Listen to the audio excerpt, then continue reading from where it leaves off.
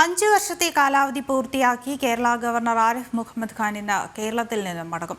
തിരുവനന്തപുരത്ത് നിന്ന് കൊച്ചിയിലേക്ക് പോകുന്ന ഗവർണർ ഉപരാഷ്ട്രപതിയെ സ്വീകരിച്ച ശേഷം ബീഹാറിലേക്ക് പുറപ്പെടും.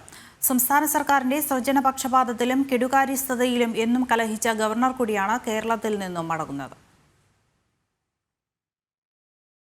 സംസ്ഥാനം കണ്ട ഏറ്റവും ശക്തനായ ഗവർണർ ആരിഫ് മുഹമ്മദ് ഖാൻ 5 വർഷവും 4 മാസവും കാലാവധി പൂർത്തിയാക്കിയ ശേഷമാണ് ബീഹാറിലേക്ക് പുതിയ ഗവർണറായി പോകുന്നത്. രണ്ടാം പിണറായി സർക്കാരിന്റെ കാലത്ത് മുഖ്യ പ്രതിപക്ഷമാകാനും പലപ്പോഴും സർക്കാരിന്റെ കെടുകാര്യസ്ഥതകൾ അക്കമിട്ട് നിരത്തി കാണിക്കാനും ഗവർണർ ശ്രമിച്ചു. ഗവർണർ പദവി റബ്ബർ സ്റ്റാമ്പല്ലെന്ന് ആരിഫ് മുഹമ്മദ് ഖാൻ ഇടത് സർക്കാരിനെ മനസ്സിലാക്കി കൊടുത്തു. സർവകലാശാലകൾ കേന്ദ്രീകരിച്ച് നടക്കുന്ന നിയമനങ്ങളും വിസിമാരായി യോഗ്യതയില്ലാത്തവരെ തിരികെ കയറ്റുന്ന നടപടിയെയും ഗവർണർ ചോദ്യം ചെയ്തു. പല വിസി നിയമനങ്ങളും ഇതോടെ കോടതി കയറി.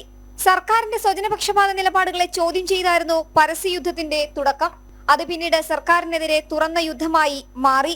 നീതി നിഷേധിക്കപ്പെടുന്നവർക്കായി രാജ്ഭവനിൽ ഗവർണർ നിലകൊണ്ടു.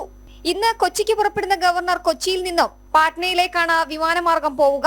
പുതിയ ഗവർണർ രാജേന്ദ്ര അർലേക്കർ ജനുവരി 2-ന് ചുമതലയേൽക്കും. ഇദ്ദേഹം പുതുവത്സര ദിനത്തിൽ കേരളത്തിലെത്തും. നിലവിലെ രാഷ്ട്രീയ സാഹചര്യത്തിൽ ഗവർണറും സർക്കാരും തമ്മിലുള്ള തുടർ നീക്കങ്ങൾ നിർണായകമാണ്. ജനം, തിരുവനന്തപുരം.